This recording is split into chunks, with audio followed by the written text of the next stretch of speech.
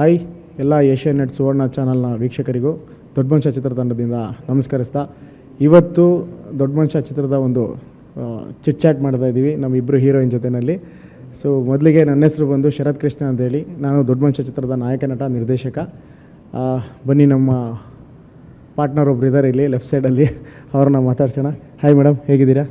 ಚೆನ್ನಾಗಿದ್ದೀನಿ ಸರ್, ನೀವು? ನಾನು ಚೆನ್ನಾಗಿದ್ದೀನಿ ಮೇಡಮ್. ಹೇಳಿ ಮೇಡಮ್, ದೊಡ್ಡ ಮನುಷ್ಯ ಫಿಲಿಮ್ ಬಗ್ಗೆ ನಿಮ್ಮ ಅನಿಸಿಕೆ ಅಭಿಪ್ರಾಯ ಹೇಗೆ ಅನ್ನಿಸ್ತಾ ಇದೆ? ತುಂಬ ಖುಷಿ ಆಗ್ತಾ ಇದೆ ಸರ್, ನಾನು ಇಟ್ಕೊಳ್ಳೋಣ. ತುಂಬ ಖುಷಿ ಆಗ್ತಾ ಇದೆ. ಅಂದರೆ ನಾವು ಇಷ್ಟು ಕಷ್ಟಪಟ್ಟು ಇಷ್ಟಪಟ್ಟು ಲಾಂಗ್ ಜರ್ನಿ ಫೈನಲಿ ರಿಲೀಸ್ ಹಂತಕ್ಕೆ ಬಂದಿದ್ದೀವಿ. ನಾವು ಇನ್ನೊಂದು 17 ದಿನದಲ್ಲಿ ರಿಲೀಸಿಗೆ ಬಂದಿದ್ದೀವಿ. ಸೊ ಸಿಕ್ಕಾಪಟ್ಟೆ ಖುಷಿ ಇದೆ, ಎಕ್ಸೈಟ್ಮೆಂಟ್ ಇದೆ, ಒಂದು ಒಳ್ಳೆ ಹೋಪ್ ಇದೆ. Thank you madam. ಆ್ಯಂಡ್ ನಮ್ಮ ಇನ್ನೊಬ್ಬರು ನಾಯಕ ನಟಿ ಶಿಲ್ಪಾ ಶಿವಕುಮಾರ್ ಅವರು, ಅವರಿಗೆ ಕಾರ್ಯಕ್ರಮಕ್ಕೆ ಸ್ವಾಗತ. ಹೇಳಿ ಮೇಡಮ್, ನಿಮಗೆ ದೊಡ್ಡ ಮನುಷ್ಯ ಫಿಲಿಮ್ ಬಗ್ಗೆ ಹೇಗೆ? ಆ್ಯಕ್ಚುಲಿ ದೊಡ್ಡ ಮನುಷ್ಯ ನಾವು ಸ್ಟಾರ್ಟಿಂಗಿಂದ ಇಲ್ಲಿವರೆಗೂ ಬಂದಿದ್ದೀವಿ. This journey is very wonderful. So ನಮಗೊಂಥರ ಇದು ಸೆಲೆಬ್ರೇಷನ್ ಲಾಂಚ್ ಅನ್ನೋದು, ಲೈಕ್ ರಿಲೀಸ್ ಅನ್ನೋದು ತುಂಬ ಖುಷಿ ಆಗ್ತಾ ಇದೆ. June 19th ರಿಲೀಸ್ ಆಗ್ತಿದೆ. It's already near. Oh my god, ತುಂಬ ಎಕ್ಸೈಟ್ ಆಗಿದ್ದೀನಿ. ತುಂಬ goose bumps feels nice. Yes madam, thank you. Reshma madam, ಹೇಳಿ ನಿಮ್ಮ ಪಾತ್ರದ ಬಗ್ಗೆ. ಫಸ್ಟ್ ಟೈಮು ನಾವು ಡಿಸ್ಕಸ್ ಮಾಡಿದಾಗ ಸ್ಟೋರಿ ಬಗ್ಗೆ ಏನು ಅನ್ನಿಸ್ತು, ಯಾಕೆ ದೊಡ್ಡ ಮನುಷ್ಯ ಸಿನಿಮಾದಲ್ಲಿ ನೀವು ಆ್ಯಕ್ಟ್ ಮಾಡಬೇಕು ಅಂತ ಅನ್ನಿಸ್ತು, ಅದಕ್ಕೆ ಮೇಜರ್ ರೀಸನ್ ಏನು? ಅದೇ ಸರ್, ನಾನು ನಿಮಗೆ ಫಸ್ಟೇ ಹೇಳಿದೆ, ನಾನು ಆ್ಯಕ್ಟ್ ಮಾಡಿರೋ ಮೊದಲನೇ ಸಿನಿಮಾ ಇದು. ಸೊ ಆ ಎಮೋಷನ್ ನನಗೆ ಯಾವತ್ತಿದ್ದು ಇದ್ದೇ ಇರುತ್ತೆ. ಏನಕ್ಕೆ ಆ್ಯಕ್ಟ್ ಮಾಡಬೇಕು ಅನ್ನಿಸ್ತು ಅನ್ನೋದಕ್ಕಿಂತ ನಾನು ಇದನ್ನು ಚಾನ್ಸ್ ಥರ ರಿಸೀವ್ ಮಾಡ್ತೀನಿ ಸರ್. ಏನೋ ನಾನು ಸೆಲೆಕ್ಟ್ ಮಾಡೋದು ಆ ಥರ ಎಲ್ಲ ಏನಿಲ್ಲ. ನನಗೆ ಇದೊಂದು ನೀವು ಕೊಟ್ಟಿರೋ ದೊಡ್ಡ ಆಪರ್ಚುನಿಟಿ ಅಂತ ಫೀಲ್ ಮಾಡ್ತೀನಿ. ಮೇಯ್ನ್ ಥಿಂಗ್ ಏನಂದರೆ, ಯಾವುದೇ ಸಿನಿಮಾ ಆಗಲಿ ಇವಾಗ ಅಷ್ಟು ಮಹತ್ವ ಇರಲ್ಲ. ಲೀಡ್ ಕ್ಯಾರೆಕ್ಟರ್ ಅಂತ ಬಂದಾಗ ಬರ್ತಾರೆ ಹೋಗ್ತಾರೆ, ಹಬ್ಬಬ್ಬ ಅಂದ್ರೆ ಒಂದು 15-20 ನಿಮಿಷ ಇದ್ರೇ ಹೆಚ್ಚು ಅನ್ನೋ ಮಟ್ಟಕ್ಕಿರುವಾಗ, ನನಗೆ ನನ್ನ ಮೊದಲನೇ ಸಿನಿಮಾದಲ್ಲಿ ನೀವು almost through out the cinema ಒಂದು 20% ಇಲ್ಲ ಅನಿಸುತ್ತೆ. ಸೊ ಈ ಥರ ಕ್ಯಾರೆಕ್ಟರ್ ಕೊಟ್ಟಾಗ ನನಗೆ ಬೇಡ ಅಂತ ಹೇಳೋದಕ್ಕೆ ರೀಸನೇ ಇಲ್ಲ. ಫಸ್ಟ್ ಆಫ್ ಆಲ್ ಆಪರ್ಚುನಿಟಿ, ಅದು ಇಷ್ಟು ಒಳ್ಳೆ ಆಪರ್ಚುನಿಟಿ ಕೊಟ್ಟಾಗ I was very happy and very thankful. Camera ಇತ್ತು ಅಂತ ಹೇಳಿದ್ರೆ ಇಷ್ಟೊಂದೆಲ್ಲ. ಎಸ್ ಮೇಡಮ್, ನಿಮ್ಮ ಪಾತ್ರದ ಬಗ್ಗೆ ನಿಮ್ಗೇನು ಅನಿಸುತ್ತೆ? ಆ್ಯಕ್ಚುಲಿ ನೀವು ಮತ್ತು ಸುನಿಲ್ ಸರ್ ನನಗೆ ಈ ಪ್ರಾಜೆಕ್ಟ್ ಬಗ್ಗೆ ಈ ಕತೆ ಹೇಳಿದಾಗ ತುಂಬ ಖುಷಿ ಆಯಿತು. ಆ್ಯಕ್ಚುಲಿ ಮಾಡಬೇಕು ಅನ್ನಿಸ್ತು. ಇಲ್ಲ ಅನ್ಸೋಕ್ಕೆ ನನಗೆ ಅಂದ್ಕೊಳ್ಳೇ ಇಲ್ಲ. I need to do, because ಒಂದು ಹೆಣ್ಣು ಈ ಕ್ಯಾರೆಕ್ಟರ್ ಒಪ್ಕೊಬೇಕು ಅಂದರೆ ಡೆಫಿನೆಟ್ಲಿ ಲಾಂಗ್ ಟರ್ಮ್ ಇಲ್ಲಿಲ್ಲ ನಂದು, ಬರೀ ಜಸ್ಟ್ ಶಾರ್ಟ್ ಟರ್ಮ್ ಕ್ಯಾರೆಕ್ಟರ್ ನಂದು. ಬಟ್ ಅದ್ರದ್ದು ಮಹತ್ವ ಇದೆ ಅಲ್ಲ, ಐ ಫೆಲ್ಟ್ ಲೈಕ್ ಆ ವೆಯ್ಟೇಜ್ ಆ ಸಿನಿಮಾದು ನಾನು ಪ್ಲೇ ಮಾಡಬೇಕಿದು. It's not easy, but I need to play ಅಂತ ಅನ್ನಿಸ್ತು. ಬಟ್ ಅದು ರಿಯಲಿಸ್ಟಿಕ್ ಆಗಿತ್ತು. ರಿಯಲ್ ಲೈಫಲ್ಲಿ ನಾವು whatever we are going through ಅದರಲ್ಲಿ ನಾನು ತೋರಿಸಿದಾಗ I need to do this. ಸ್ವಲ್ಪ ಹೊತ್ತಿದ್ರು ಮಸ್ತಾಗಿ ಕೊಟ್ಟಿದ್ದಾರೆ ನನ್ನ ಕ್ಯಾರೆಕ್ಟರ್. ಖುಷಿ ಇದೆ. ಥ್ಯಾಂಕ್ ಯು ನಿಮಗೂ ಆಗಿ ಸುನಿಲ್ ಸರ್ ಆಗಿ. Thank you so much for giving this. Thank you madam. ನಮ್ಮ ಸಿನಿಮಾದಲ್ಲಿ ಆ ಒಂದು ಸಣ್ಣ ಪಾತ್ರ ಆದ್ರೂ ಅದನ್ನು ಒಪ್ಕೊಂಡು ಅಚ್ಚುಕಟ್ಟಾಗಿ ಮಾಡಿಕೊಟ್ಟಿದ್ದಕ್ಕೆ. ಆ್ಯಂಡ್ ನಿಮಗೂ ಥ್ಯಾಂಕ್ ಯು ಮೇಡಮ್, ದೊಡ್ಡ ಪಾತ್ರನ ದೊಡ್ಡದಾಗಿ ನಮಗೆ ಸಪೋರ್ಟಿವ್ ಆಗಿ ನಿಂತು ಮಾಡಿಕೊಟ್ಟಿದ್ದಕ್ಕೆ.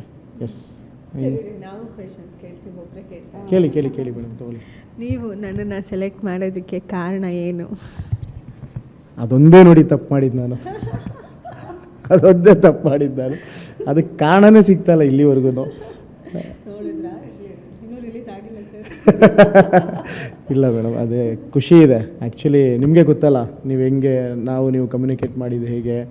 ಆ್ಯಂಡ್ ಒಂದು ಸಲ ನೋಡಿ ಅದು ಯಾಕೆ ಬೇಡ ಅಂತ ಅಂದ್ಕೊಂಡಿದ್ದೆ ಅಂತಲೇ ಗೊತ್ತಿಲ್ಲ. ಅವತ್ತು ಏನಾಗಿತ್ತು ಅನ್ನೋದು ಗೊತ್ತಿಲ್ಲ. ಬಟ್ ಅನ್ಎಕ್ಸ್ಪೆಕ್ಟೆಡ್ಲಿ ನೆಕ್ಸ್ಟ್ ಡೇನೇ ನೀವು ನಮಗೆ ಮತ್ತೆ ಸಿಗ್ತೀರಾ. ಮತ್ತೆ ಸಿಕ್ಕಿ ಅವತ್ತು ಕಂಪ್ಲೀಟಾಗಿ ಇಲ್ಲ ಇವರೇ ಇದ್ದರೆ ಕ್ಯಾರೆಕ್ಟರ್ ತುಂಬ ಚೆನ್ನಾಗಿರುತ್ತೆ ಅಂತ. ಬಟ್ ನಿಮ್ಮದೊಂದು ಶಾರ್ಟ್ ಮೂವಿ ನೋಡಿದ್ದೆ ನಾನು, ನಿಮ್ಮ ಪರ್ಫಾರ್ಮೆನ್ಸ್ ಅದರಲ್ಲಿ. ಅದನ್ನು ನೋಡಿದಾಗ ಓಕೆ ಫೈನ್, ಇವರು ಕ್ಯಾಲಿಬರ್ ಇದೆ, ಈ ಕ್ಯಾರೆಕ್ಟರ್ನ ಮಾಡ್ಬೋದು ಅನ್ನೋದೊಂದು ಆ್ಯಸ್ ಎ ಡೈರೆಕ್ಟ್ರಾಗಿ ನಾನು ಥಿಂಕ್ ಮಾಡಿದಾಗ. ಆ್ಯಂಡ್ ಮೋರ್ ಓವರ್ ಖುಷಿ ಇದೆ, ಆ ಕ್ಯಾರೆಕ್ಟರ್ನ ಅಷ್ಟೇ ನೀಟಾಗಿ ಮಾಡಿಕೊಟ್ರಿ. ನಿಮ್ಮ ಮೇಲೆ ಏನು ನಂಬಿಕೆ ಇಟ್ಕೊಂಡಿದ್ವಿ ಅದಕ್ಕಿಂತ ಚೆನ್ನಾಗೇ ಮಾಡಿಕೊಟ್ಟಿದ್ದೀರಾ. ತುಂಬ ಥ್ಯಾಂಕ್ಸ್ ಮೇಡಮ್. ಕೇಳಿ, ಅವ್ರು ಕೇಳಿದ್ಮೇಲೆ. ಸೊ ನನ್ನ ಜೊತೆ ಪ್ಲೇ ಮಾಡಬೇಕಾದ್ರೆ ನಿಮಗೆ ಹೇಗೆ ಅನ್ನಿಸ್ತಾ ಇತ್ತು? ನನ್ನ ಜೊತೆ ಪರ್ಫಾರ್ಮ್ ಮಾಡಬೇಕಾದ್ರೆ ನಿಮಗೆ ಹೇಗೆ ಅನ್ನಿಸ್ತು? ಆ್ಯಂಡ್ ನನ್ನ ಬಗ್ಗೆ ಏನು ಅನ್ನಿಸ್ತು? That is important. ನಿಮ್ಮ ಬಗ್ಗೆ ಒಳ್ಳೆ ಹುಡುಗಿ ಅಂತ ಅನಿಸ್ತು. ಅದು ಕ್ಯಾಮ್ರಾ ಇದ್ದರೂ ಹೇಳಬೇಕು, ಕ್ಯಾಮ್ರಾ ಇಲ್ಲ ಅಂದರೂ ಹೇಳಬೇಕು. ಆ್ಯಂಡ್ ನಿಮ್ಮ ಜೊತೆ ಲ್ಯಾಕ್ ಮಾಡಬೇಕಾದ್ರೆ ತುಂಬ ಒಂದು ಕಂಪ್ಲೀಟ್ಲಿ ನಿಮಗೂ ಗೊತ್ತದು ತುಂಬ ಸಣ್ಣ ಕ್ಯಾರೆಕ್ಟರ್ ಆಗಿದ್ದರಿಂದ, ತುಂಬ ಸಣ್ಣದಲ್ಲ, ಒಂದು ವೇಟೇಜ್ ಇರೋ ಕ್ಯಾರೆಕ್ಟ್ರು, ಬಟ್ ಸ್ಕ್ರೀನ್ ಪ್ರೆಸೆನ್ಸ್ ಸ್ವಲ್ಪ ಕಡಿಮೆ ಇದ್ದಿದ್ದರಿಂದ ಆ ಟೈಮಲ್ಲಿ ಕಂಫರ್ಟಬಲ್ ಫೀಲ್ ಇತ್ತು. ಓಕೆ, ನನ್ನ ಫ್ರೆಂಡ್ ಜೊತೆಲಿ ಯಾರ ಜೊತೆಲ್ಲ ಮಾತಾಡ್ಕೊಂಡಿದ್ದೀನಿ ನಾನು ಅನ್ನೋ ಥರ ಕಂಫರ್ಟಬಲ್ ಫೀಲ್ ಇತ್ತು. ಸೊ ಖುಷಿ ಕೊಡ್ದು ಅಷ್ಟೇ. ನೀಟಾಗಿ ನಿಮಗೋಸ್ಕರ ಫೈಟ್ ಮಾಡಿದ್ದೀನಿ ಮೇಡಮ್ ನಾನು. Thank you. ಹಾಗೆ ಈಗ ನಮ್ಮದು ನಿಮ್ಮದು ಕೋಆರ್ಡಿನೇಷನ್ ಜಾಸ್ತಿ. ಈಗ ಮೇಡಮ್ ಅವ್ರದ್ದು ಸ್ವಲ್ಪ ಕಡಿಮೆ ಇದ್ರು, ನಮ್ಮದು ನಿಮ್ಮದು ಜಾಸ್ತಿ ಇತ್ತು.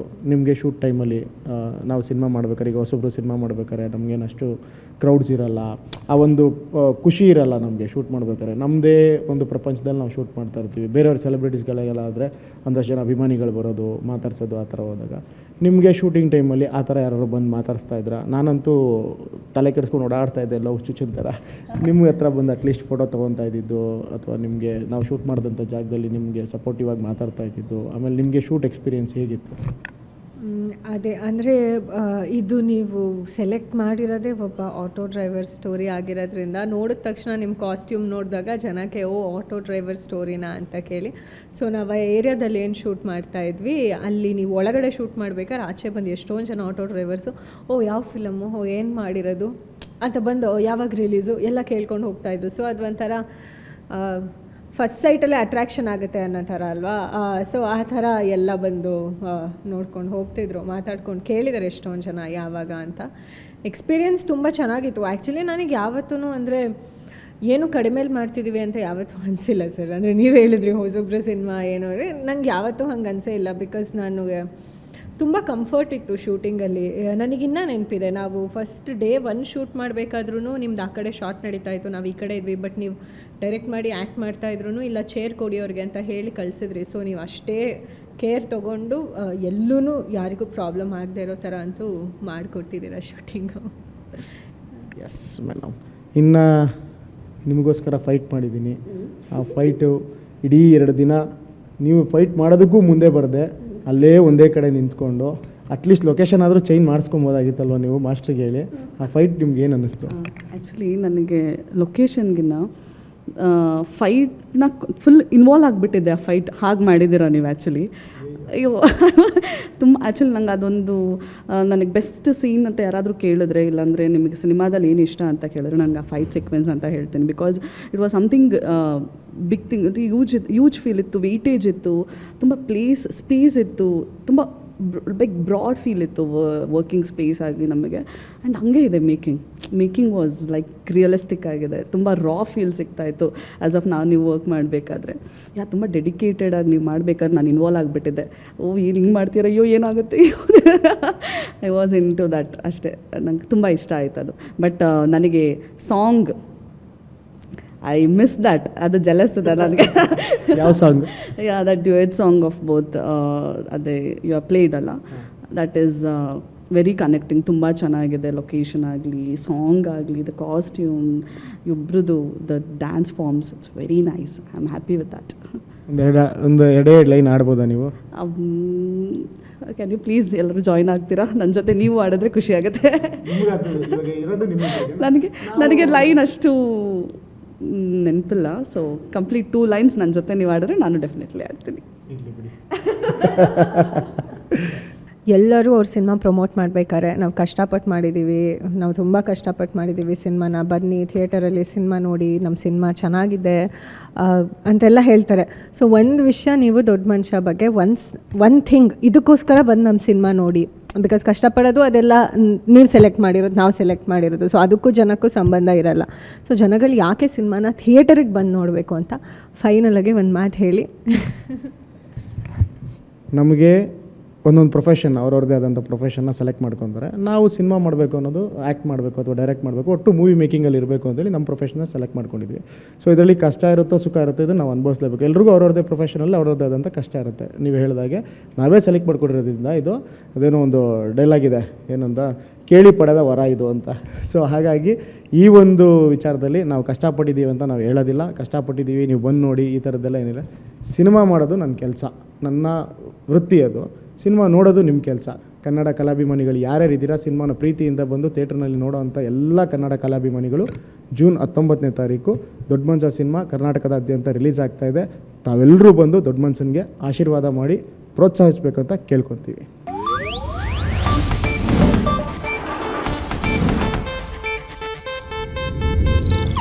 ಇದು ಏಷ್ಯಾನೆಟ್ ನ್ಯೂಸ್ ನೆಟ್ವರ್ಕ್ ಪ್ರಸ್ತುತಿ. Podcast.